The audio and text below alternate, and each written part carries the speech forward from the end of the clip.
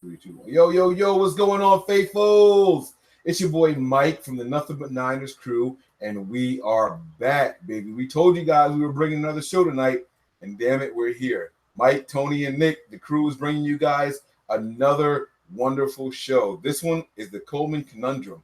We're going to talk about Tevin Coleman and the running backs and the theories that are flying around about these guys and who's going to be the lead back coming out of the backfield this year.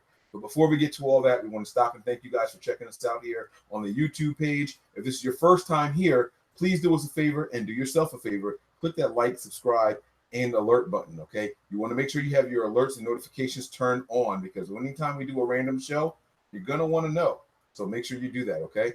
Also, guys, hit up the website. It's www.nothingbutniners.com.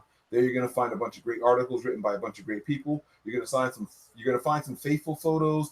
All of your fellow faithfuls have been sending us photos. We have a page there that we've been updating regularly. People sending us pictures of the game day attire, and we are posting it all over there. You're also going to see our social media avenues, okay? We have Twitter and Snapchat.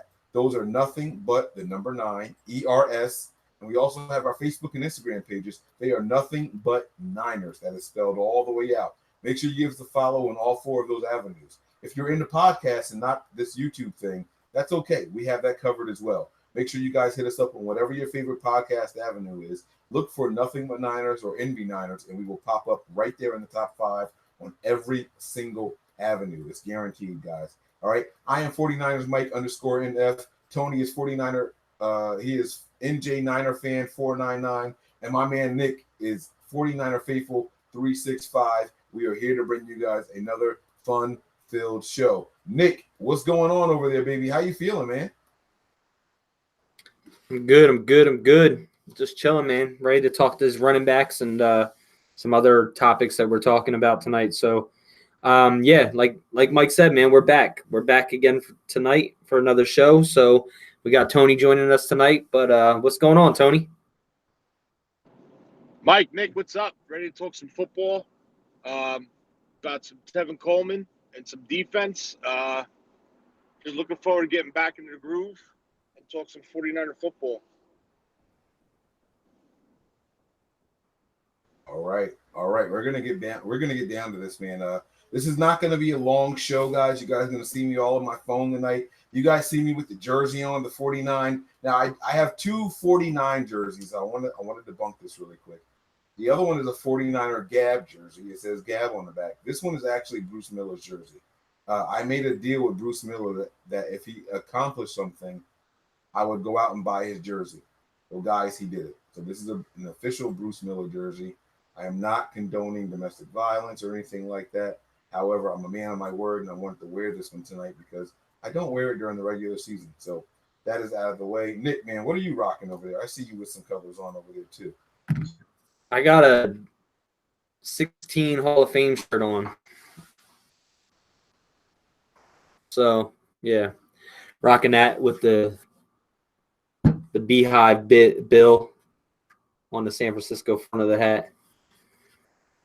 I like that. But hat. Yeah, I like that hat and I like that bill over there. That's nice, man, with the yellow up there, gold. Yeah, it's not bad. It looks like a honeycomb. Absolutely, man. All right, I see you over there, man. My man Tony's just getting off of work, guys. You know how we work hard and we bring this stuff to you guys. So we're gonna get right down to it, man. Listen, fellas, I'll be honest with you guys. All right. Once the 49ers signed Tevin Coleman, a lot of people were under the impression that Tevin Coleman is going to be our lead back.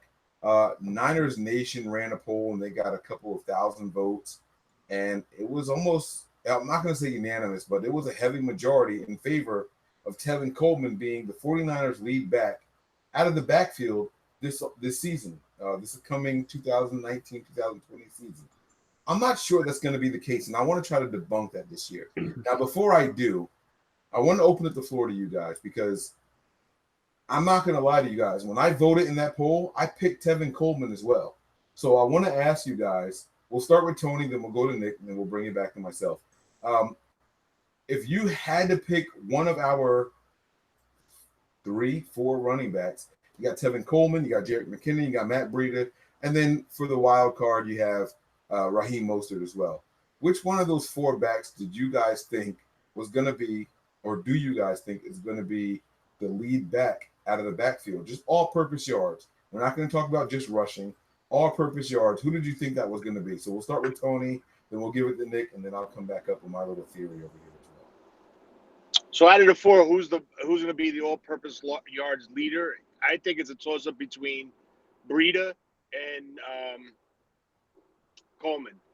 I think Coleman is the best pure runner out of this group and pass receiver. Like I mentioned during our free agency preview show, I said do not be surprised if the Niners try to bring in Tavon Coleman, because we talked about addressing depth in the backfield. And I threw his name out there. Why? Because he performed in Kyle's offense. He knows Kyle's offense. When he was given the opportunity when Freeman went down, he played well. He's a great fit for the zone scheme. He hits the outside, and he's got a second gear where if he can hit that second gear, you're not going to catch him from behind. He proved he can line up wide as a wide receiver and catch a ball downfield as well as out of the backfield in a split back or an I formation. I, for one, think he is going to be the lead back, but then on the other hand, I don't, because I know Kyle doesn't like a lead back. He likes a rotational back system, meaning going, rotating the backs, keeping them all fresh, and designing specific packages for each back. So that's what I think about that. All right. See, I'm a little bit different, man. I'm a little bit different. I think Breida is going to be the all-purpose guy. I think there's too much. Tevin Coleman is a decent rusher, but after last year, if Matt Breida can stay healthy for a full 16 games, I think he has more explosion. I think he has better vision than Coleman does. The only problem with Breida is being able to stay healthy. I think last year he played a little bit more than he probably should have due to the fact of instead of nursing an injury and staying out a game or two to get back to health, he ended up having to compete more because there wasn't that many guys that were on the roster. So I think he kind of got screwed with that whole situation. Not to say screwed, but I think he was kind of more chomping at the bit. And maybe Kyle Shanahan was as well. I found an interesting stat earlier, and I think it was posted by the SF Niners. The SF Niners on Instagram, and it had Tevin Coleman and Matt Breida side by side. I'm going to give you some numbers here, and I want to see if you can guess who it is, either Tony or Mike. So rushing attempts was 167 to 153. Rushing yards was 800 to 814. Rushing touchdowns was 4 to rushing touchdowns 3. Whose stats are whose? Tony, you want to take a guess? I'm going to say Breida was the first one and Coleman was the second one. Mike Mike already. I mean, the stats were damn near identical. Give them to me like all three in a row and then all three in a row, like same player and same player. All right, 167 rushing attempts for 800 yards, 4 touchdowns, to 153 rushing attempts, 814 rushing yards, and 3 touchdowns. I'm going to go with the lesser number being Coleman because he was always a split back, where Breida, even though he was injured, Breida was the main back while he was in the system. So I think the guy with the more rushing attempts was Breida. All right. Yes. The guy with the more rushing attempts. So the first guy I mentioned 167 rushing attempts, 800 yards, and 4 rushing touchdowns was Tevin Coleman. Oh shit! Yeah, I knew that because Breida didn't have 4 touchdowns. I could have. Damn it. And then Matt Breida had 153 rushing attempts for 814 yards and 3 rushing touchdowns. So he had 14 less carries with 14 more yards. But it's kind of interesting because those numbers are kind of identical. They're pretty much identical. One obviously had 14 less carries for 14 more yards, but one had another touchdown more. And this is just strictly rushing, but this is where I like I was just saying, I think Matt Breida can put up those type of numbers, being that that rushing guy, all-purpose yards, being able to catch, not dropping a pass last year, and being able to rush the ball if he could stay healthy. I think he could easily put up, it's going to be hard now that he has 3 guys, but he could easily be a 1,000-yard back in the league. Now, I'm not saying that he's going to be or he's not going to be, but it's going to be a little bit harder for him if they're splitting carries in games each week. Breida may get 20 carries one game and only 6 the next. So it's going to be interesting to see who it is. But I think Matt Breida probably leads with multi-purpose yards at the end of the season. That's actually pretty dope, man.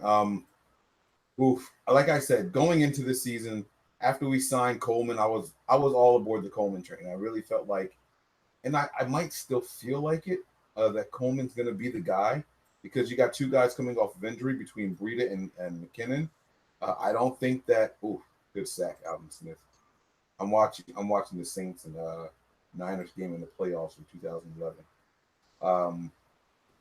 I don't think that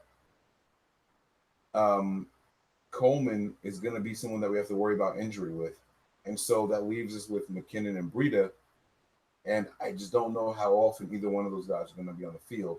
With Breida, I think that if it's equal snaps, like your numbers that you just shared with us, Nick, they bear out that on a per snap basis, Breida's slightly better than Coleman.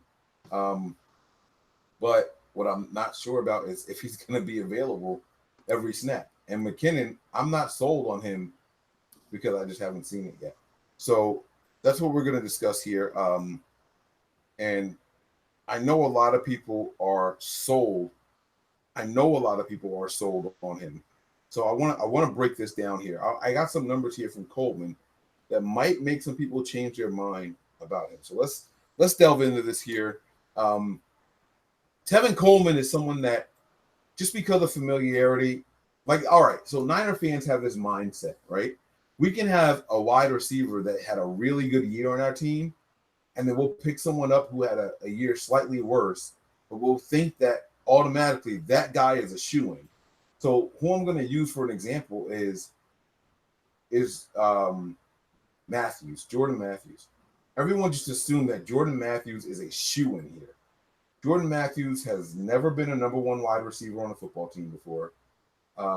He's never led a team in touchdowns. He's never led a team in yards. But for whatever reason, we all just assumed that he was going to be a shoo-in for his position. Instead of saying, he's got a battle for a spot or anything like that, we just all, as a group, as a collective, we all just assumed that Jordan Matthews was here to stay.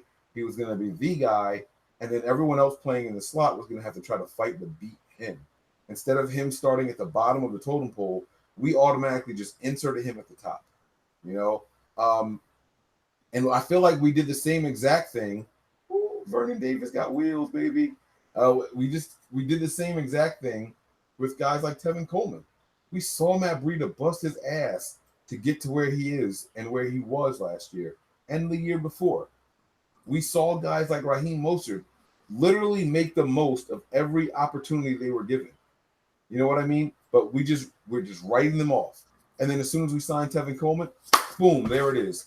Tevin Coleman is the man. There's nothing you can do about it. He's the number 1 guy. And again, I'm guilty of the same thing. I also did the same thing. So I want to give you guys some numbers about Tevin Coleman, okay? And these are all career numbers. These aren't just last year. These are career numbers for Tevin Coleman. I'm going to start with Tevin Coleman has only carried the ball 20 times or more in 3 games in his entire career. That's with Shanahan for 2 years. That's a year without Shanahan and a year before. He is never, he just doesn't do it. He is not the bell carrier. He's not the bell cow. Just 3 times in his entire career has Tevin Coleman carried the ball for more than 20 attempts in a game. Of those 3 times, not once, not one time, not once has he had over 100 yards rushing. Okay? Now, that doesn't mean that he's never had a 100-yard game. But what I'm saying is when he is the bell cow during a game, he has never in his entire career had over 100 yards. That tells me something. because I believe Matt Breida has had, I would say, 2 or 3 games of 100 yards. Nick, do you have Matt Breida's stats pulled up over there? Well, I just have them. Just I don't have the game by game stats, but Oh, so you can't tell? Okay. All right, that's fine. I won't do that to you then. But I feel like Matt Breida, I'm gonna look that up at some point. Like when you guys are talking, I'm gonna look it up. Here's some more numbers from Tevin Coleman, okay? Games over 100 rushing yards. He's only got 3 of them. Over in his entire career, Tevin Coleman only has 3 games with over 100 rushing yards. All right. More than 1 rushing touchdown in a game, same exact number, 3. 3 games with over 20 carries, 3 games with only over 100 yards or 100 yards or more, and 3 games with more than 1 rushing touchdown. Only 3 times. None of these games were the same, by the way. None of them. So he was being schemed into all of these different numbers. All right. So that tells you what you can expect from him in a rushing standpoint. Okay. Don't expect him to come in here being the main bell cow. Don't expect him to come in here. If there are going to be 38 rushing attempts in the game, you should not expect him to get 15. I would say 12 at the most. If there's 38 of them in a game, I would say 12 at the most. Okay? But let's talk about him because we're talking about all-purpose yards. Let's talk about him as a pass catcher. Okay? More than 5 receptions in a game. So 6 or more. Nick, how many games do you think he's had with 6 or more receptions in one game? Just his entire career. Not just with Shanahan, his entire career. You're talking about Coleman? Yep, Coleman. Just 6. That's not a lot. Just 6 receptions. I'd say 4 games. Okay. Tony, what do you think over there? I'd say 3. 3. That's the magic number, right? 0. Games with more than 5 receptions, he has had none. Not a single game in his career has he ever caught more than 5 receptions. All right? Games with 4 receptions, he's only had 5 of them. He's not a pass-catching running back. It's not to say he can't do it. We knew that Matt Breida struggled with receptions his rookie year, and then he turned it around and became the best pass-catching running back in the league last year. It's not to say that Tevin Coleman can't do it. Well, I'm just talking about expectations and what we should look for going forward. Tevin Coleman has only caught 4 passes or more, 4 passes in 5 games in his entire career. Okay? Now, he's been in the league for, 4 or 5 years here? How many games do you guys think that he has had with over 60 rushing yards? We'll go Tony, and then we'll go Nick. 60. Now, the reason I chose 60 is because you need like 68 yards, maybe 67 a game to be a 1,000-yard carrier. I lowered the bar to just 60. So, Tony, how many games do you think he's had in his entire career with over 60 yards? 4. 4? Nick? All purpose or just rushing yards? Just rushing. Just rushing. Just rushing, I'm going to go with... He's had some games where he's... Let's go 5. 5? All right, so he's had 11 of them. He's had 11 games in his entire career where he's rushed over 60 yards. But if I bump it up to 65, the number drops down drastically. If you go 65 or more, the number, it crashes to like 6 or 7. So he's just not the guy. He's never been the guy in the system. All right, I got a couple more numbers here that I want to go over. All right, but you know what? I won't even do that. Tevin Coleman has got the heart and the pulse of the fan base right now. We see him as a guy with experience. We see him as a guy with the hope and the aspirations and the experience in the system. But I just want to let you guys know that's not who Tevin Coleman has been.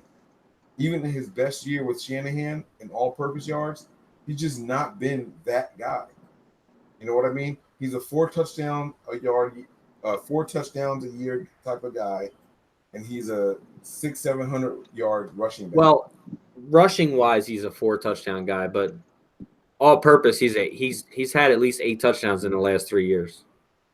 Think so? Rushing and Are you catching. willing to bet on that? Yeah. What didn't he have 9 this year? He had 5 receiving. I'll look it up. I don't know the answer to that. I'll look it Yeah, up. I think the last 3 years he was 8 or more touchdowns consecutively. With receiving and rushing though.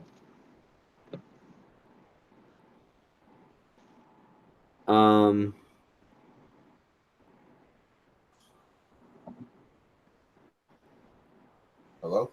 Yeah, I'm still there. Okay. All right. Yeah, So since 2016.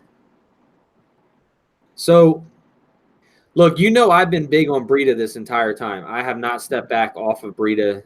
When we signed Tevin Coleman, people were saying, "Oh, well, that Breida or McKinnon's going to get traded." Blah blah blah.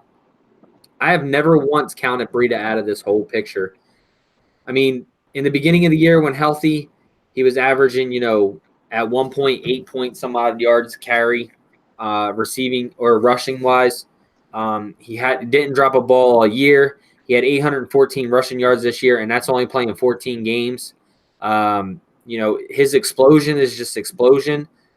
The ability to catch the ball out of the backfield, his ability to get to the outside, even run between tackles. We used to argue about this all the time, about we need a bull rush type of guy for those short yardages. But Matt Breida came out and proved that he can run between tackles.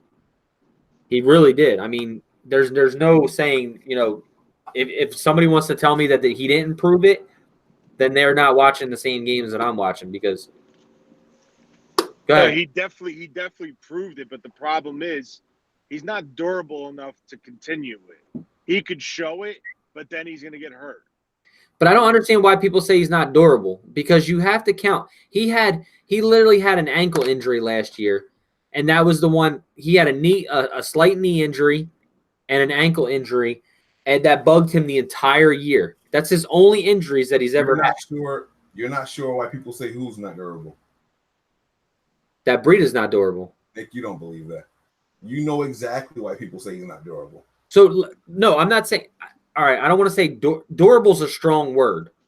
He can't finish a game, bro. You can't depend on him to finish a single game. Ever. But that's the thing that you got to also remember. He was the bell cow completely, just all by himself last year. He's not going to be that this year. And he couldn't do it. No, but most running backs don't.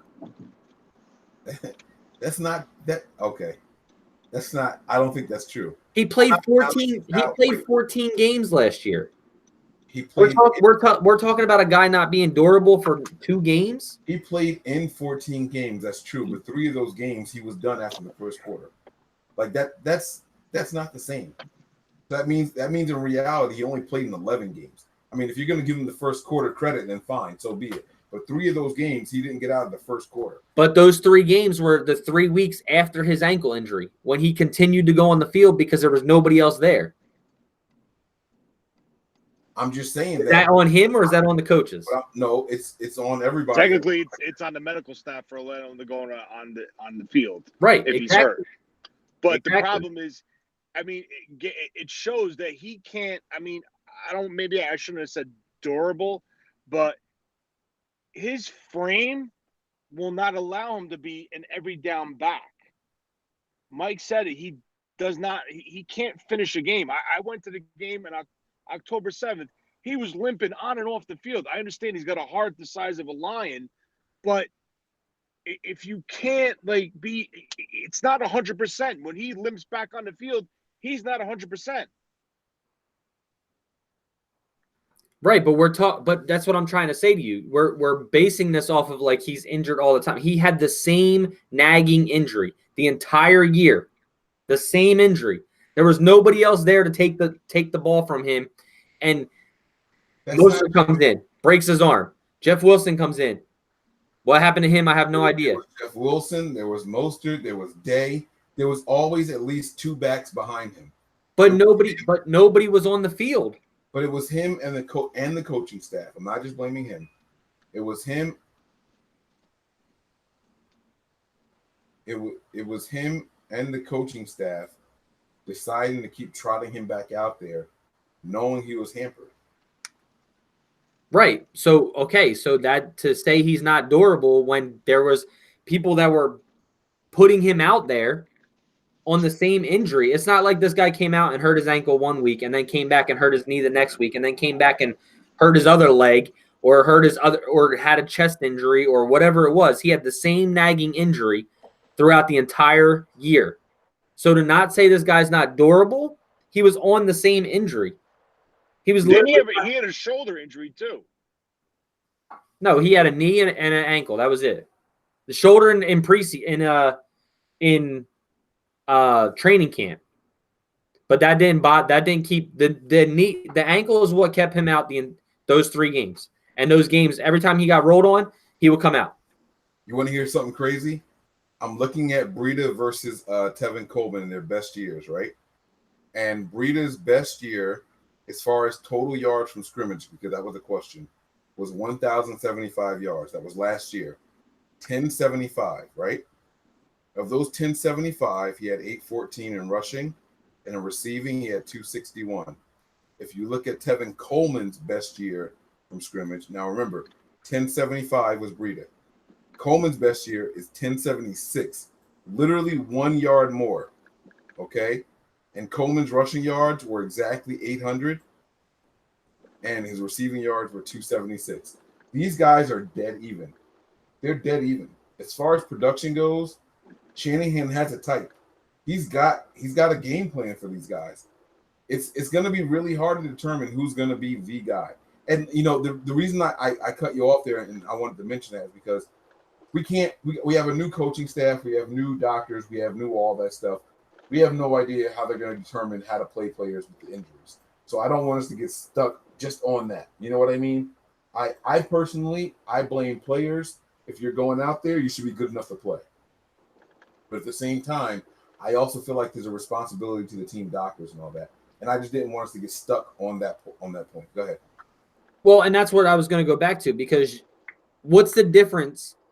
You were crediting Adrian Colbert for a high ankle sprain, and Breida had the same exact thing. The same thing. And what do you mean by crediting? I held that against them. Don't hobble your ass out there. I've never told an injured player, "Hey, good job for going out there and playing." No, I've held that against Richard Sherman. I'm not saying crediting like that. I'm saying like this year, you're like, well, he's not taking first team reps because he's still injured. He still has an ankle. Yeah, and OTAs, heal up. Don't rush yourself out there. Right, but that's the thing. Matt Breida didn't have that choice last year. He really didn't. We all seen it. Like an ankle injury is very, especially as a running back. It can feel great walking and running and doing all that other stuff, but the minute you get rolled on, it starts it again. You can literally feel good, but it just takes that one time of that certain roll to make it start hurting again. When you got a 350-pound guy falling on you, yeah, I understand that. I don't think that Breida should have been out there. I think that he would have been better off not going out there and just missing the entire game. But there's something that kept pushing him out there. That's the only thing. I just don't know. Like, I don't think the players themselves are clearing themselves. The doctors still have to do something. They could ask him and say, "How do you feel?" And like I said, he could say, "I feel great," because he does. He's running, he's cutting, he's doing all that. But the minute that he goes and gets rolled on, that's a different story. Like at that point, he could be feeling great. I've like tons of ankle injuries. Nah, I'm not buying. I don't like it. Richard Sherman came out this offseason and he said, "Oh, I was basically out there on one foot." My opinion is firm. Then get your ass off the field. If you're going to be a liability to the players instead of an asset, you shouldn't be on the field. That goes for anybody in any position. That's just how I feel. It's literally how I feel about it. If you're not better than the guy that's going to be behind you, then sit down. That's just the way I feel that way about all of them.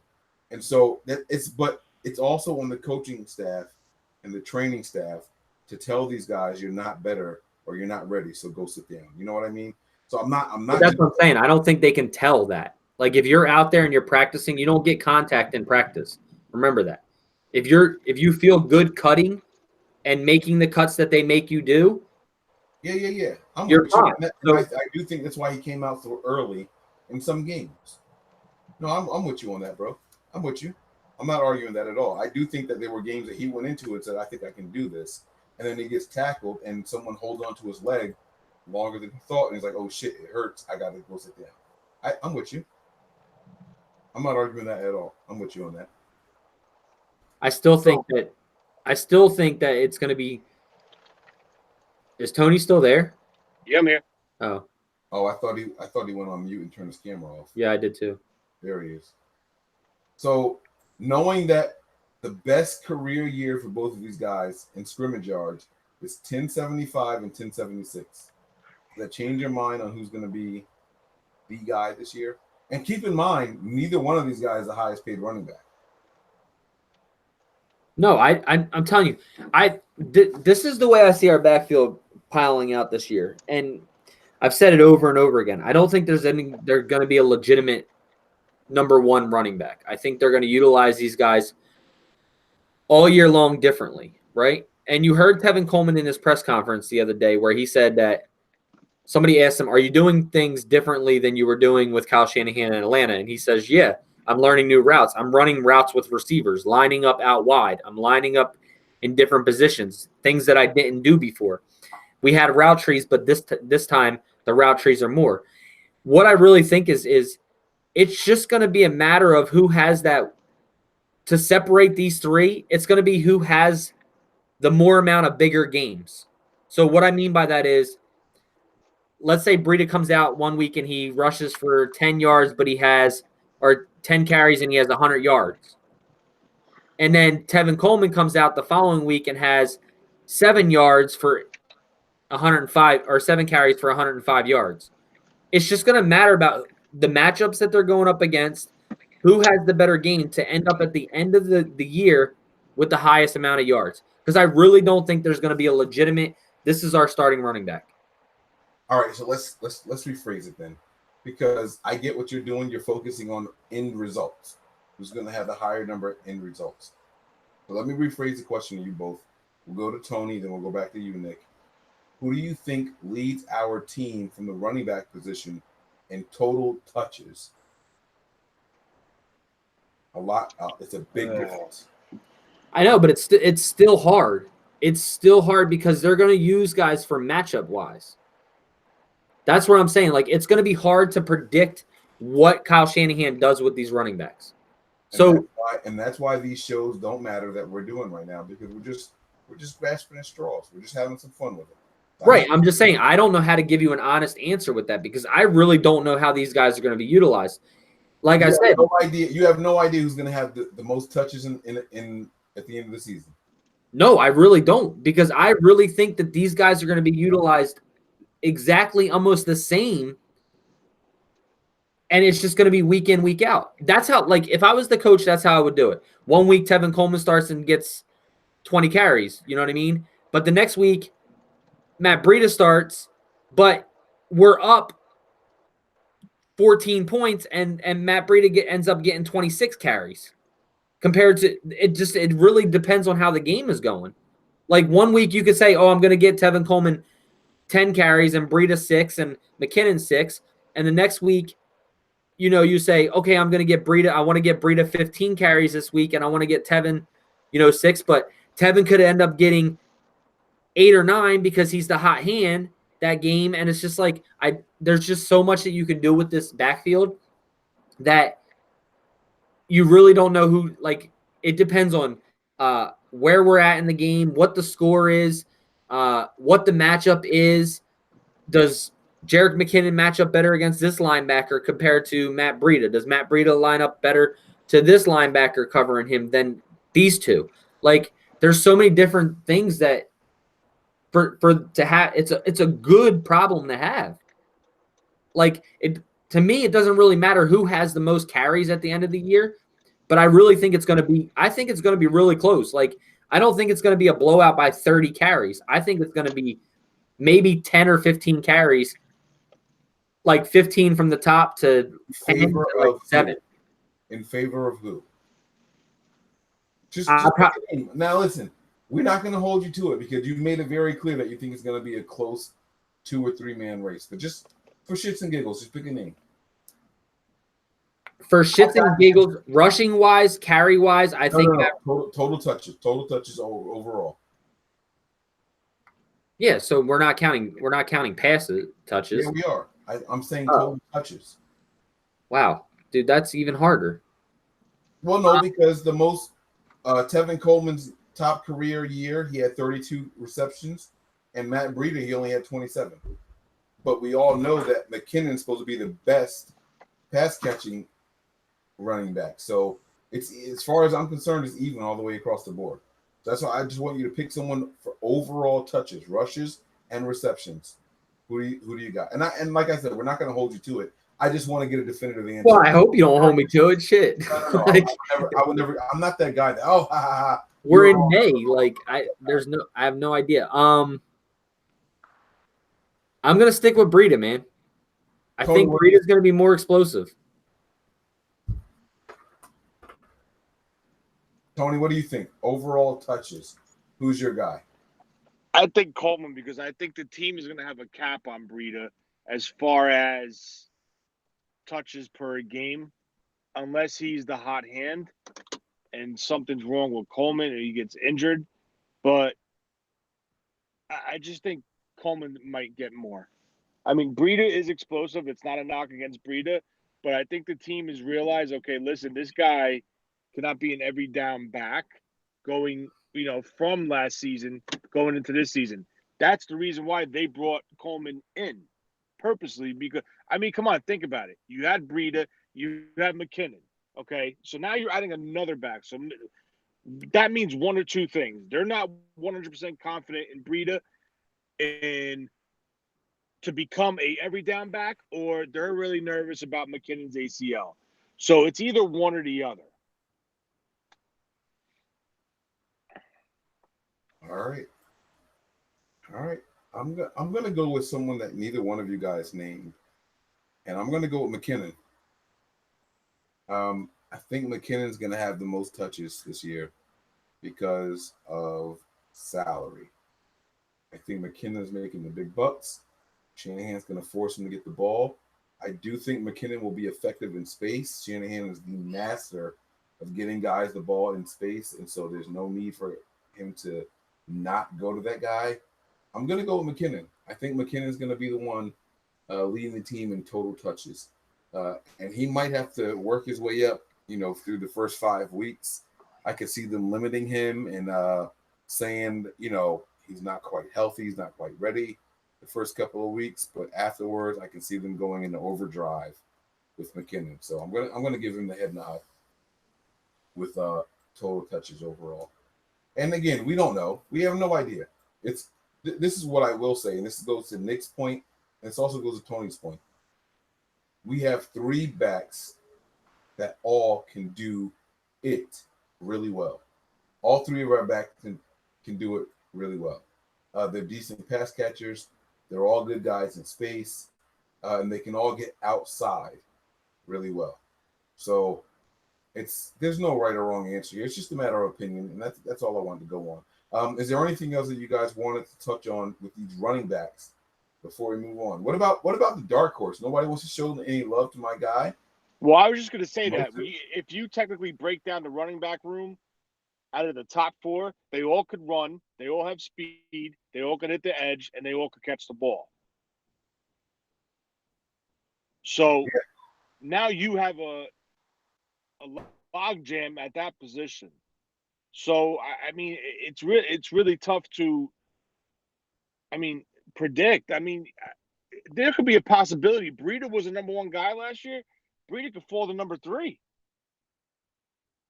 You don't know. I mean, it could be situational, game planning. Okay, this Breida could play better versus this defense, or this formation and package and play call fits McKinnon better. I tell you what, if the team is from behind, you're going to see either McKinnon or Coleman on the field. If they want to run spread offense, running the ball, quick game, dumping a ball off to the back out of the backfield, even lining them up wide. We didn't see McKinnon last year. He tore his ACL. But from going off of my memory, what he showed in Minnesota, he's a speed guy. He hits the edge. That's why they projected him to fit the zone scheme in this offense. But he wasn't an every down player there. Coleman wasn't an every down player unless due to injury. Breida was the only guy that was an every down player, but he just couldn't finish games or some games. It's not a knock against Breida, but I'm going to tell you right now, try to find a running back that's 5'9", 195 pounds, if that could be a 20 to 30 carry guy a game and be able to hold up. It's tough. These guys are flying around, 300-pound guys running 4.5, knocking you around like you're nothing. It's a tough game to hold up against, like to be able to stay healthy. And that's why I honestly think the 49ers made the move for Coleman, because they wanted a deeper backfield and they're going to run a true rotation out of the backfield. All right, let me ask you guys this question before we move off of the running back topic. A very prominent and well-respected 49ers beat writer recently said, with conviction, by the way, that Jalen Hurd is the 49ers short down yardage back. I won't dwell on this a lot. I just want a quick yes or no from you guys. Do you agree?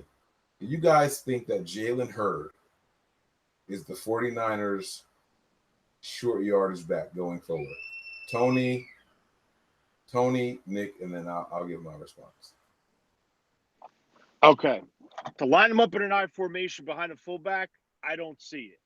But in a situation inside the 5-yard line, inside the 10-yard line, and this is what we talked about in the draft, the ability to come out and shift your whole formation and do a quick handoff to try to punch him in, I could see Kyle doing that.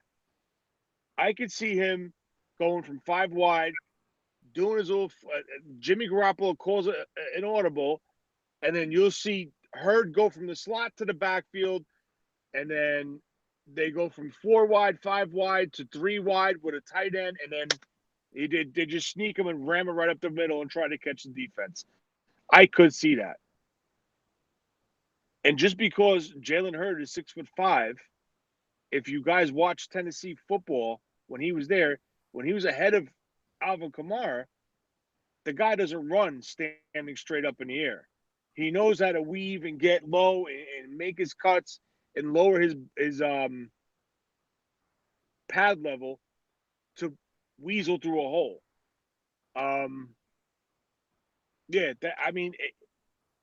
It's not. He's not going to be an I formation back planned 2 tight end with an I formation. No, but I could see them like a gimmick play trying to use him to sneak into the goal line and catch the defense off guard. But does that count as your short yardage? So it's 3rd and 1 at the at our own 40-yard line. So we're not even across the 50 yet. We're at our own 40-yard line. It's 3rd and 1. You think Shanahan's running out a 5 wide set and then is going to motion Jalen Hurd back under center or back in the backfield? I could see it. I could see it. This guy is a true chess piece, Mike. Don't get me. Oh, whoa! You ain't got to hype me up on Jalen Hurd. You know I know. No, I understand, but you're talking about Kyle Shanahan, one of the most creative play callers in the NFL. All right. If he's going to be able to get an advantage and use a player and try to run a trick, a quick motion and a shift, he's going to do it. Before I give it to Nick, is there a rule in the NFL where after a guy comes in motion, you have to stay in that position for a certain amount of time? Or can you just run them in the backfield and then snap the ball right away? You're supposed to set. You're supposed to be set. That sucks. That saves the NFL so much, man. We would kill it if you didn't have to set. We would kill it. Okay. Let's just say they run a 5 wide package, right? You have, just for shits and giggles, you have Debo all the way out to the right. You have Goodwin all the way to the left. You have Hurd, Kittle, and Juszczyk, right? And he shifts everything. And now Kittle goes to the tight end. Juszczyk goes to the slot, and he runs into the backfield. And then they snap the ball. Now you got a defense that went from potentially a nickel to went to a nickel or a dime, and now you have everyone shifted in, and then you try to catch them off guard. I'm not saying this is guaranteed this is going to happen. I'm just thinking outside the box, kind of like what Kyle does. So, is he in every down, short yardage back? No, but trick play wise, schematically, he could dial something up. I would not be surprised if you see that. All right, cool. Now, Nick, question is now yours, bro. What do you think? Is Jalen Hurd the 49ers short yardage back this season? No. No, not at all. Not at all. Everybody thinks this guy's going to be a tight end. This guy's going to be a short yardage back. He's going to be a receiver. You got to have him somewhere. He's a rookie. One, he's got to learn the position that he's going to be playing. Maybe I'm not going to say that he won't do it one play a game or something like that, but he's not going to be your guy who marches out there every 3rd and 1 or 4th and 2 or whatever it is. He's not going to be the guy that marches out there because Kyle Shanahan can scheme players open as well, especially with running backs that can catch the ball and go from there. He's not going to be a short yardage back. We all know what the offensive weapon with Kyle Juszczyk thing started, and that's already starting with Hurd. Slow your roll, guys. Slow the roll. All right, see, now I feel like you're hating on my dude. I feel like you're saying, oh, he's not all that. I'm not saying that. I'm not saying that. I will say this. I think that he can be to us what Randall Cobb was to the Packers in his prime. We saw Randall Cobb line up in the backfield. We saw him in the slot. We saw him at the X, and we even saw him at the Z receiver spot. He was all over the field. I do think Jalen Hurd can be that for us, but year one, I just don't see it. And I don't think that he is the 49ers short yardage back. Despite what this well-known beat writer said on a really large stage, which really annoyed me. And he said it with such conviction too. Like it just didn't make it. I just don't get it. He didn't say, it wasn't like I think he's gonna be that guy. Like it was like, oh, it's Jalen Hurd. And the host of the radio show was like, wait, what? What'd you just say? Did you say Jalen Hurd's gonna be the guy that's short yardage? You're like, oh yeah, he can do that. Like that blows my mind. I don't think that's Jalen Hurd year one. And I want Jalen Hurd to be the offensive weapon. It's not happening year one, guys. You guys know how hyped I was over the Jalen Hurd pick. It's not happening year one. And it's not to say that he won't take any snaps from the center this year. It's just not, he's not going to be the short yardage back. That's not him. So I want to stop that now so 49er fans don't get their hopes up. Let this guy be the 6'5 wide receiver that he's meant to be. That's what we brought him in for. Let's move on really quick so we can wrap this up. We have one more topic to discuss with Robert Saleh. So I want to open this up with a question to you guys, and it's a loaded question because I do feel that there's a right or wrong answer. So that's why I'm going to call it loaded. But do you think that the 49ers did a good job last year of quarterback pressures? Now, if you look at the numbers at face value, the 49ers ranked 14th, if I'm not mistaken. It was 14th in quarterback pressures. We were right in the middle. Okay. It was either 14th or 17th, but I'm pretty sure it was 14th in total number of quarterback pressures. Do you feel like the 49ers got to the quarterback at an average rate last year? Just a simple yes or no is all I need. Either one of you guys can go and take it from there. Feel free to say yes or no. No. Rate on why or why not. No, I don't think they did. I think it was just more of us looking at guys getting back there, but the time that they got back there, they got those pressures, and that's probably why they were 14th or 15th. But those pressures were coming late, so 3.5 seconds or 4 seconds or whatever it was. The other thing that it didn't do was the pressures that we did create didn't create turnovers like pressures and hits and things like that should. So I'm not going to say yes because 14th is close to the middle of the pack. So let's just say 16 is the middle, obviously. But I think those pressures that we did get were later pressures, I guess you could say. They weren't like within a second and a half or things like that. Because if they were, we would have had more sacks.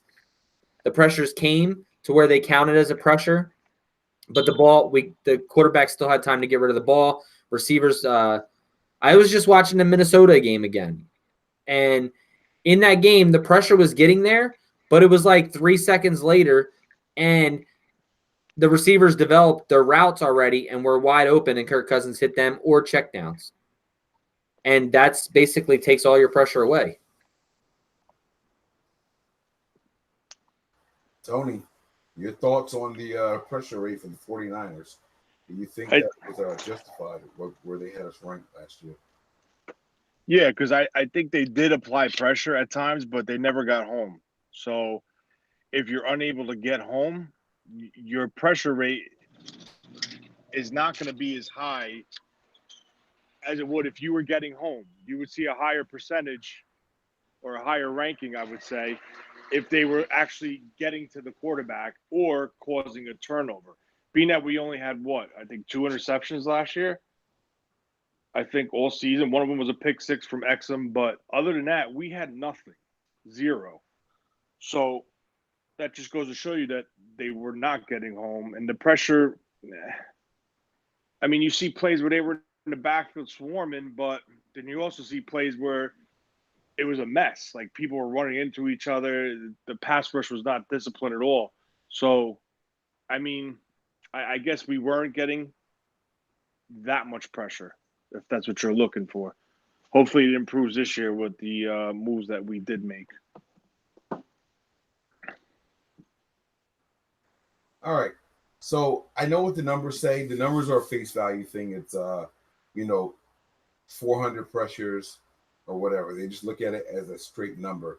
The Niners, in my opinion, and this has been my opinion for the last 3 years, have not gotten significant pressure.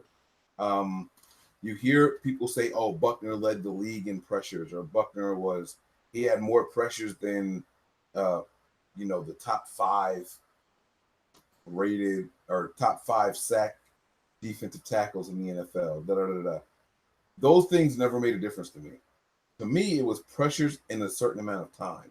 The quarterback snaps the ball. He's in shotgun. He's already back there. He's taking a couple of drops. He's taking a couple more steps back. He's looking for routes to develop. And then a guy gets open. He throws the ball to him in 7 seconds, right? If that quarterback is forced to move off of his mark where he had his feet planted, that counts as a pressure even 7 seconds later. To me, that's what happened. All right. And so I didn't think the Niners' pressure rate was real. And we had a lot of guys, a lot of the other podcasts that are out there. I'm not even going to tiptoe. Better Rivals is one of them that would come out and say, the 49ers' pressure rate was good. Don't worry about sacks. Sacks will come. No, that's not always the case. All right. Yes, that's what they were saying, but that's not always the case. PFF and Better Rivals are in lockstep on this, that the Niners were in the top half of the league in pressures, and so they felt that at some point the sacks would come. Well, we were still in the bottom half. Hell, we were in the bottom 20 of sacks last year. However, we were in the top half of pressures. The reason is because it's a matter of when we get those pressures. And our defensive coordinator, Robert Saleh, came out and he put all of that to bed this week. So, guys, if you don't know, go back, look at the 49ers.com website, and there's a presser there by Robert Saleh.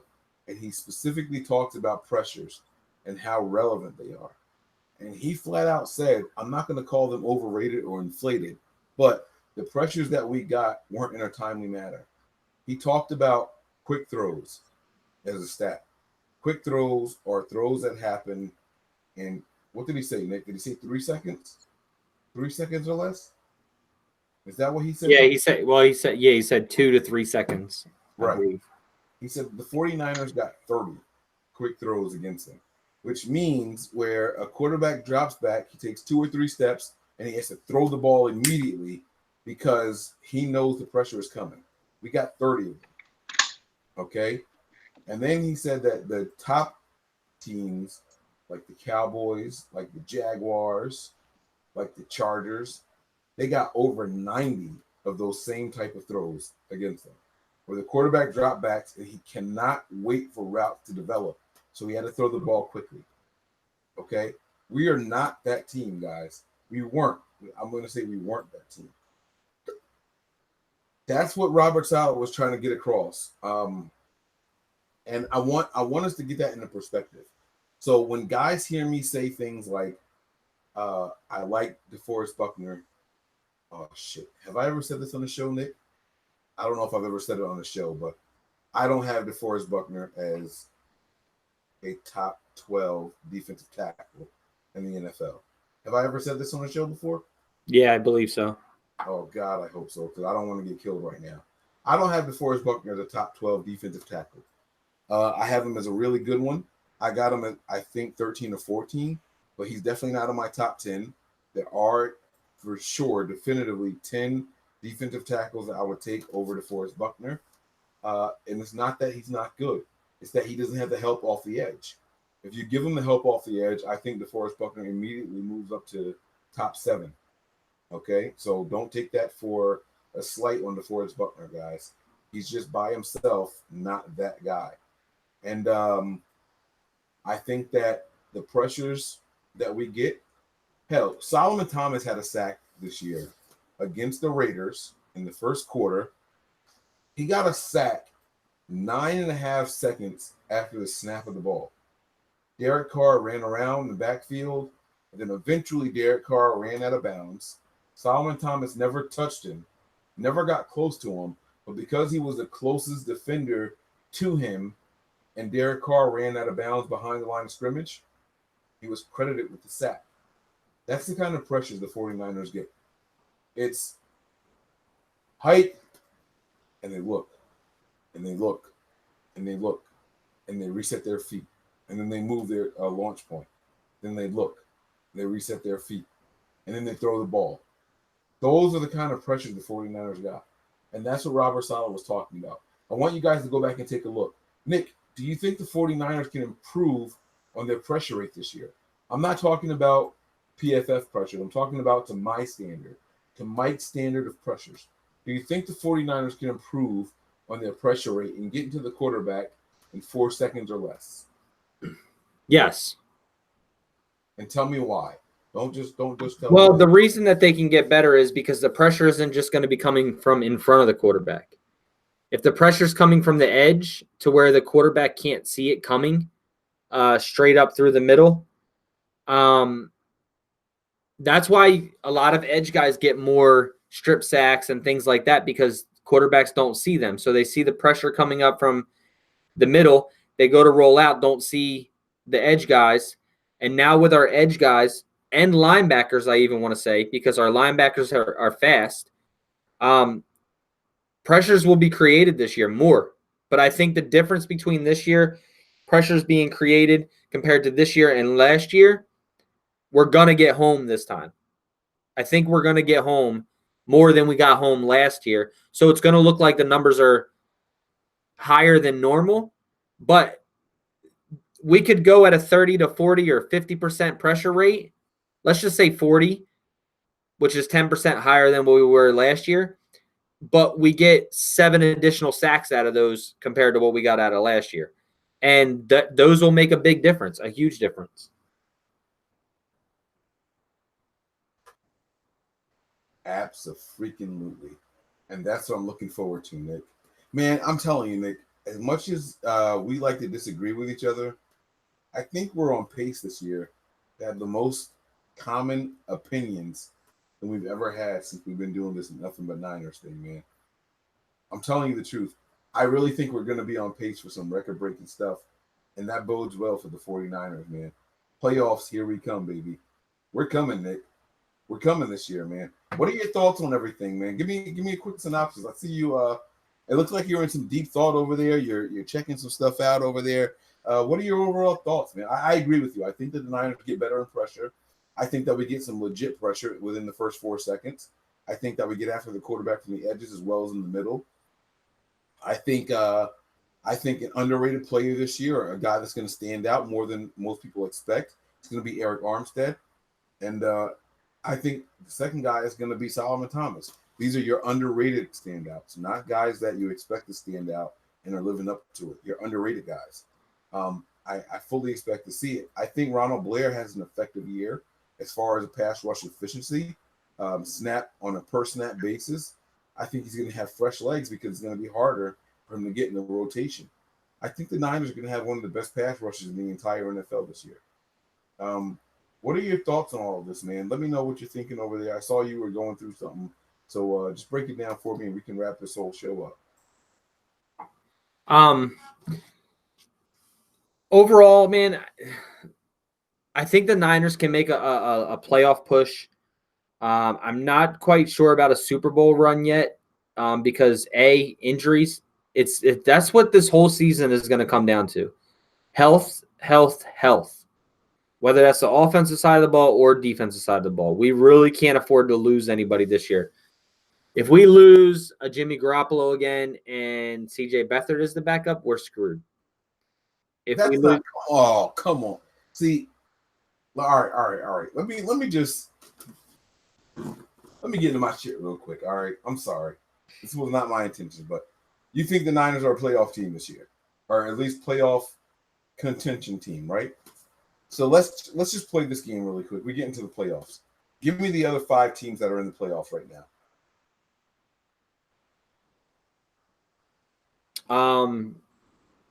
From the NFC or AFC? NFC. Anybody that we might be playing against. Just give me the 5 playoff teams from the NFC. There's 6 in total. I'm going to give the Niners a nod for 1. Give me the other 5 guys. Let's just play a quick game really quick. All right. The other 5 for me is Philadelphia. I think you had the Bears going, right? Or Packers. No, you had the Packers. I had the Packers winning the division. Yeah, Packers. Who am I missing here? The Niners. That's 3.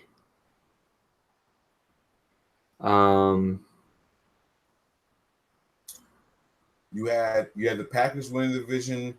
You had the Eagles winning the division. I had Eagles. Well, and I had Dallas and Chicago. Saints, right? Yeah, Saints. Yeah, the Saints winning. You had the Eagles winning. Saints, Eagles, Packers. Packers. 4, and your wild cards were Niners. That's 4. And then my wild cards were Seattle. And it was either Dallas or Chicago, one or the other 2. All right, fine. So playoff time comes. Jimmy Garoppolo was out. Jimmy Garoppolo is not a deep field passer. So it's all short to intermediate routes anyway. Do you think that Nick Mullins can make and complete those short to intermediate passes in a timely manner? Over who? No, I'm asking a general question.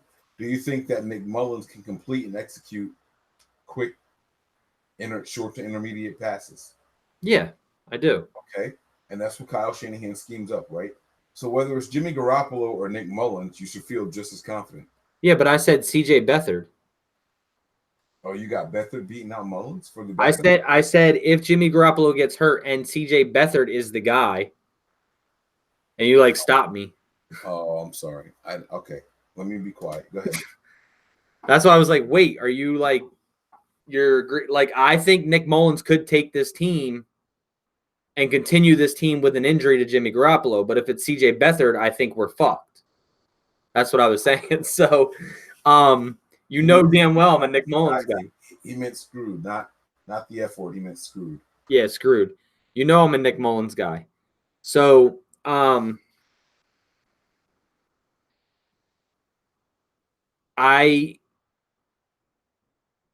think that health, like I said, I think that health is going to be the biggest factor. Health is going to be the biggest factor. I mean, that's really all that's going to stop us this year. I really believe that. I think that all the additions we made between defensively, offensively, with the additions of wide receivers, Jimmy Garoppolo coming back, the addition of running backs, having 3 healthy backs back, being able to dig into the full playbook, with a McKinnon back, a Breida, and a Tevin Coleman. Even you can even throw a Raheem Mostert in there, as depth piece too, just in case. The only thing that really worries me, I think, adding a punter who's punting, really, really good in camp right now. I know that I said I'm not going to get hyped on camp, but I watched a lot of tape on this guy, and this guy literally boots the ball 50-plus yards pretty much all the time. Having that benefit in compared to what we had last year, but this guy could get screwed away for punts as well because Kyle Shanahan loves to move the ball in between the 20s. It's just a matter of stalling when we get down to the 20s. But I think with the additions of, Jalen Hurd, possibly Jordan Matthews, George Kittle may be coming along with contested catches this year. Caden Smith, the addition of Caden Smith, the addition of having some big guys on the outside and the inside with the tight ends, Caden Smith and George Kittle. I think this red zone should fire, and that's really what it's going to come down to: health, the ability to fire on all cylinders with the red zone offense, and obviously the defense getting home. That's really what this season is going to come down to. Like I said, I have us being a playoff contender. Possibly, I have us winning the division as of right now. I know it's early; it's May or June now, might be June, but either way, if it's June, I'm ready to turn up because it's my birthday month. But but yeah, Mike, that's pretty much all I got. Like, as in, health is going to be the biggest factor. I mean, if we could say what we are, but if we go in and we lose a running back or two and a starting quarterback and a receiver, and on our defense, if we lose a D Ford or a Nick Bosa, could change up the whole concept of this team.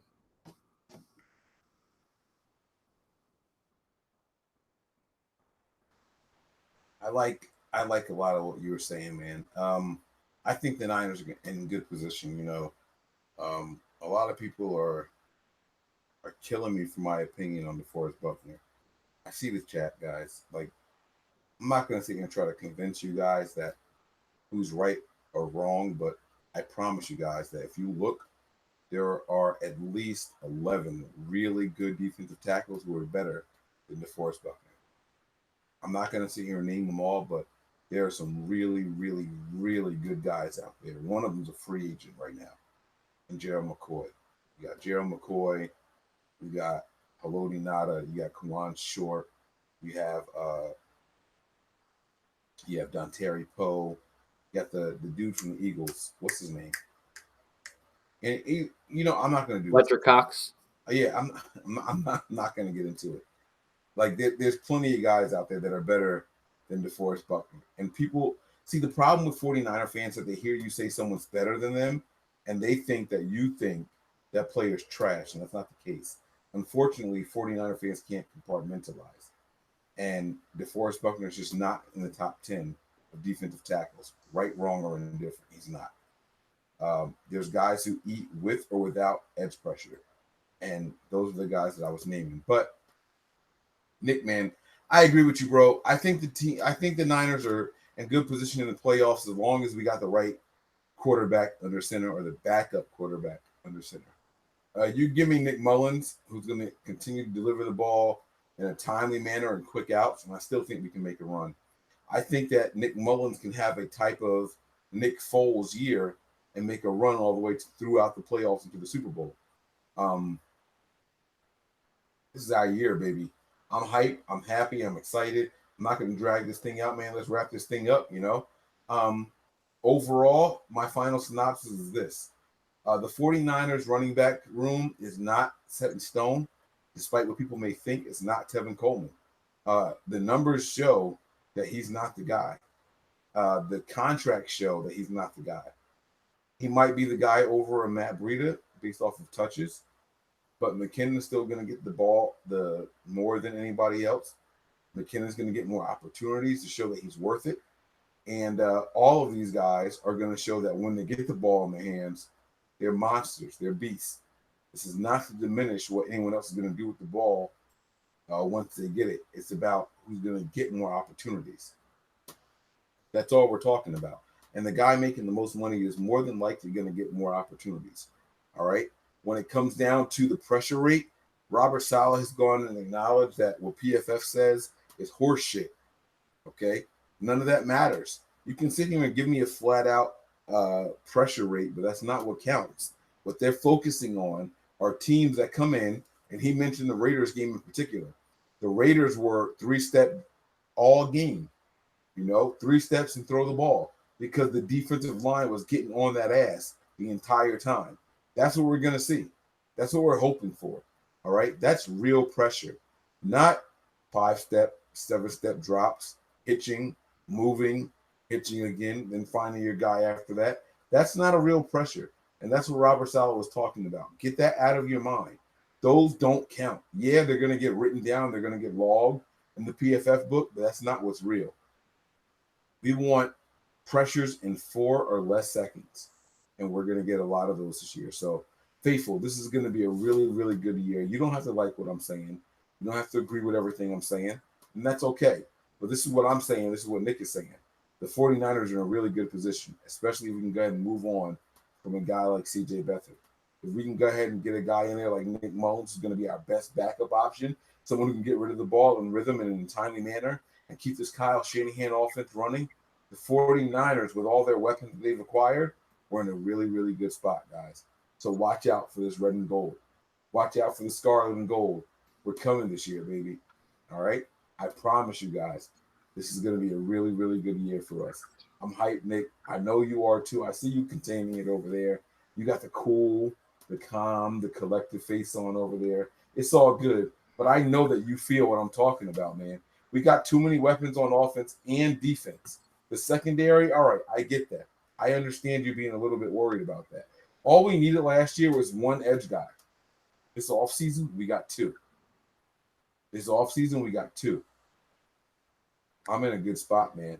I'm ready for the 49ers to come out there and open up that can, and we're gonna whoop ass all season, man. I think the Niners are in a good spot, like you said. We upgraded positions that we needed, other than people will say safety, but we drafted guys to play there. We have younger guys that can play there. Just injuries happen. I really think it just it boils down to injuries. And to be honest, man, this team has to win this year. I'm not saying they have to win the Super Bowl, but they have to win more than 4 games. They have to win more than 6 games. They have to go. I think that this team has to go at least 8-8 to save John Lynch's job. Wins the minimum, yeah.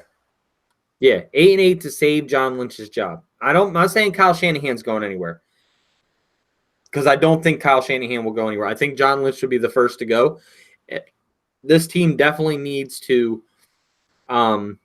We're in position right now. We are literally in position.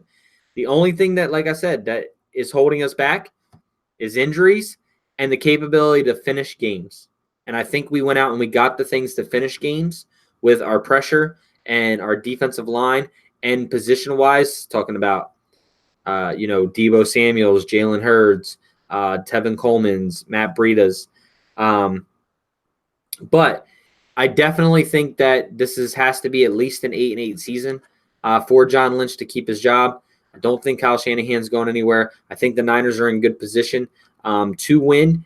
It just literally has to be, you have to stay healthy. And I know we're going to have some injuries, but we can't go and have 18 guys land on the IR again. Yeah, it's gonna take 3 significant injuries at major positions to really derail this team, and so that's what makes me feel comfortable going forward. I got a lot of confidence in this team, and I think we're gonna be all right. So let's go ahead and wrap this thing up. Let's get up out of here. Is there anything else you want to say before we go? Nope, I'm good. Prepare for glory. Anticipate pain. Always remain faithful. We out of here. Peace.